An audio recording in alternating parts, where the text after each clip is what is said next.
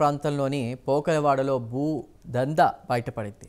ధరణిలో గోల్మాల్ చేసి సుమారు 1000 కోట్ల విలువ చేసేటువంటి భూమిని రియల్ ఎస్టేట్ వ్యాపారులు కబ్జా చేశారు. కలెక్టర్లు ఎన్నికల హడావిడిలో ఉండగానే ధరణి అధికారులు బ్లాక్ లిస్టులో ఉన్నటువంటి 5 ఎకరాల భూమిని రిజిస్టర్ చేసి పాస్ పుస్తకాలు జారీ చేశారు.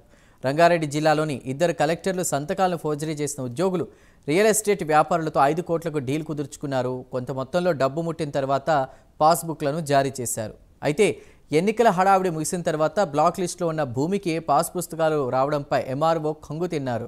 దాంతో హుటాహుటిన పాస్ పుస్తకాల జారీపై సైబరాబాద్ పోలీసులకు ఫిర్యాదు చేశారు. ఇక రంగంలోకి దిగిన పోలీసులు 2 ధరణి ఉద్యోగులతో సహా 8 మందిని అదుపులోకి తీసుకున్నారు.